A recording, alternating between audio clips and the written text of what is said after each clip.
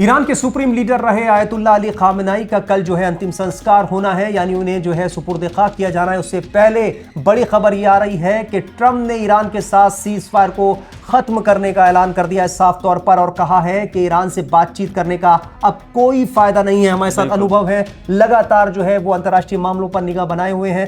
अनुभव, क्या है ये पूरा मामला? देखिए, अभी इस वक्त ट्रंप जो हैं वो तुर्की में नाटो समिट में अंकारा में गए हुए हैं, नाटो समिट में। तो नाटो समिट में ही एक उन्होंने इंटरव्यू के दौरान ये कहा है कि अब ईरान के साथ किसी भी समझौते पर बात करना मतलब समय की बर्बादी है। तो ऐसे में, और मतलब कल हम आज 8 तारीख में हैं, कल 9 तारीख को खामेनेई को सुपुर्द खाक किया जाएगा। तो ऐसे में ट्रंप का ये बयान बहुत बड़ा, हालांकि अभी पिछले 4 दिन पहले ट्रंप ने कहा था कि मैं इन दिनों में, जब तक मतलब ये पूरा अंतिम संस्कार का कार्यक्रम चलेगा, इस बीच में हम कोई हमला नहीं करेंगे, क्योंकि ये मेरी तरफ से एक मानवीय पहल है, मतलब लोगों को देखते हुए। अब शायद ये तो ये हो सकता है कि ये सब जो हमले, मतलब अभी ऐसे मीडिया रिपोर्ट्स में दावा किया गया है कि करीब 80 से ज़्यादा ठिकानों पर ईरान के अंदर हमले किए गए हैं। ट्रंप का कहना है कि ये हमने जो स्ट्रेट ऑफ हॉर्मुज़ में 2 जहाज़ों पर हमले हुए हैं उसके रिटेलिएशन में हमने हमले किए हैं। लेकिन उस बीच में जब आप 4 दिन पहले आपका स्टेटमेंट था कि हम अभी कोई हमला नहीं करेंगे, वापस से आपने 80 से ज़्यादा ठिकानों पर ईरान में इस वक्त हमला किया, तो ये अपने आप में बहुत चौंकाने वाली चीज़ है। और कल अनुभव हम इसी बात पर बात कर रहे थे कि ट्रंप सुबह कुछ कहते हैं, शाम में कुछ कहते हैं, दिन में कुछ कहते हैं। जैसे खाना हम कह सकते हैं आम बोलचाल की भाषा में, जिस तरह से हम 3 वक्त का खाना, 4 वक्त का खाना हम बदलते हैं, टेस्ट बदलते हैं, ऐसे ही ट्रंप के अब स्टेटमेंट्स हो रखे हैं। बिल्कुल सही कह रहे हैं आप।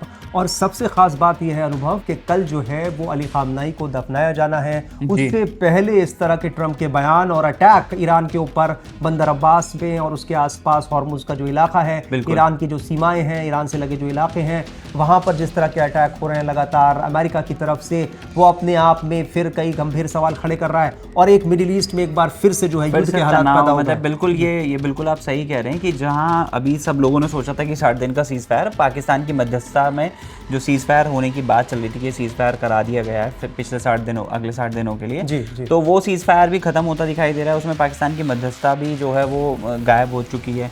दूसरा, ऐसे में लोगों को उम्मीद था कि शायद अगर अब युद्ध खत्म होगा तो हालात सामान्य होंगे, जिससे चीज़ें बेहतर होने के चांसेस थे। लेकिन अब ये हालात अगर ख़राब होते हैं, दोबारा से मिडिल ईस्ट में तनाव बढ़ता है, तो ये देश, मतलब पूरी दुनिया के लिए एक बहुत, शायद कह सकते हैं कि बहुत कठिन समय फिर से आने वाला है। और ये क्योंकि युद्ध के मतलब कोई युद्ध होता है तो उसके परिणाम जो उसके कॉन्सिक्वेंसेस होते हैं वो थोड़ा समय लगता है आने में। वो धीरे धीरे आने स्टार्ट हुए थे। अब लोगों को लगा कि शायद चीज़ें ठीक हो जाएंगी, बेहतर हो जाएंगी, लेकिन अब फिर से दोबारा से ख़राब होना ये बहुत बड़ी चिंता की बात है। और इसके इर्द गिर्द जो है अनुभव, इन सारी चीज़ों के इर्द गिर्द जो है ट्रंप का अपने फैसले जो हैं ट्रंप के, बिल्कुल वो क्या सोचते हैं और वो जिस तरह के फैसले ले रहे हैं, ये बहुत महत्वपूर्ण है। क्योंकि ये ऐसा नहीं हो सकता है कि ये जो है अमेरिका इस तरीके की, वहाँ की जो सरकार है, वहाँ की जो जनता है, वो चाह रही हो कि बार बार युद्ध जैसे हालात हों। देखिए, हमले यूएस करे, यूएस के अंदर कोई हमला नहीं हुआ, लेकिन यूएस के बेसिस पे हमला हुआ, और सोल्जर्स भी मारे जा रहे हैं उसमें। उसके अलावा बहुत सारा नुकसान, मतलब आपको इकोनॉमिकली नुकसान भी, आपको यूएस को बहुत बड़ा नुकसान हुआ। तो जनता तो कोई चाहती नहीं है जनता पे, और वहाँ इम्पैक्ट अब इसका सारा जो ये मतलब ये युद्ध है, ये जो स्थिति चल रही है इस वक्त, इसका बहुत बड़ा असर तो यूएस में भी, यूएस की इकोनॉमी पे भी असर है। महंगाई वहाँ भी बहुत ज़्यादा बढ़ रही है। बिल्कुल। और वहाँ पर मिड टर्म इलेक्शंस भी हैं। उससे पहले ऐसा माना जा रहा था कि ट्रंप शायद अब हालात को सुधारने की तरफ बढ़ रहे हैं, बातचीत, डील की बात हो रही थी।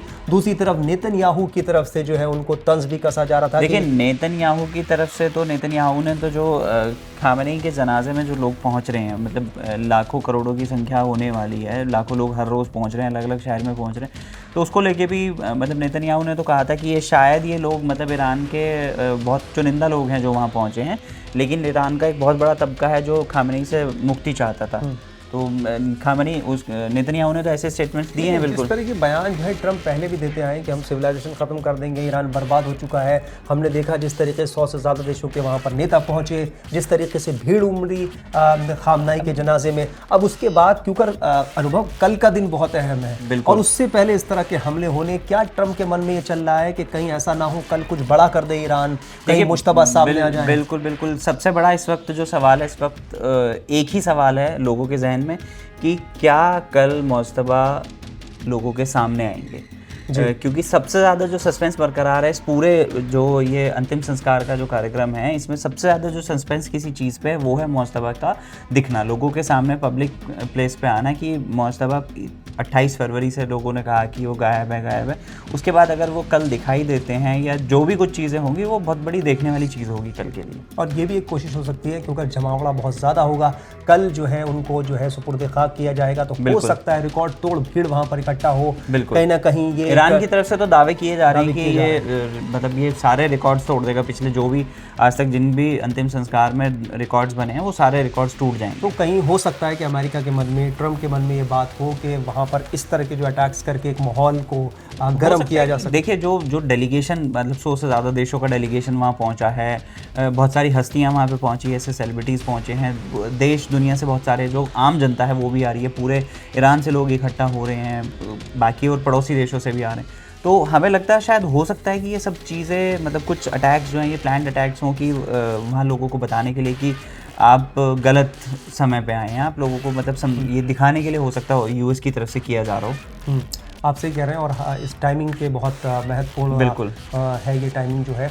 और कल अब देखना होगा कि कल जो है वो आखिरी विदाई के वक्त जो है सुपुर्द खाक जब किया जाएगा खामनाई को, उस वक्त वहाँ पर कौन कौन मौजूद रहता है। 3 बेटों की तस्वीरें हमने देखी थी अनुभव, चौथे बेटे जो है अभी मौजूदा वहाँ के सुप्रीम लीडर मुश्तबा खामनाई, वो अब तक दुनिया के सामने नहीं आए हैं जब से उन्हें ये जिम्मेदारी मिली। पिछले वीडियोस में हम जिक्र भी कर चुके हैं कि 3 बड़े चेहरे जी, ईरानी लीडरशिप में 3 बड़े चेहरे, वहाँ के राष्ट्रपति, वहाँ के पूर्व राष्ट्रपति, IRGC चीफ और कुछ फोर्स के चीफ, उनका दिखना भी अपने आप में बहुत हैरान करने वाली चीज़ थी, जिसको लेके पिछली बार कितने दिन से लगातार यूएस और इजराइल की तरफ से दावा किया गया कि तीनों हमले में मारे हैं। जी बिल्कुल आप सही कह रहे हैं, और हो सकता है कल हमें जो है ईरान भी किसी तरह चौंकाए।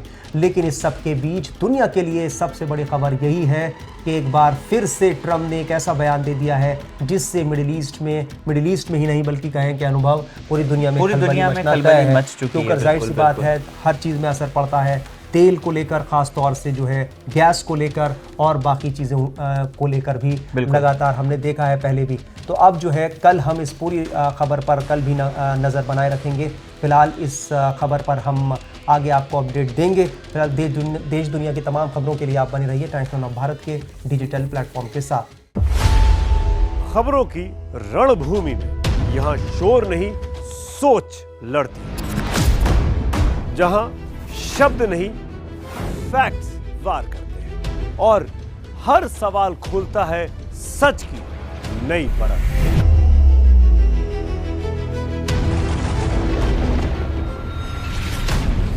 चक्रव्यूह आपके अपने सुमित अवस्थी के साथ सोमवार से शुक्रवार शाम 6:57 पर टाइम्स नाउ नव भारत पर।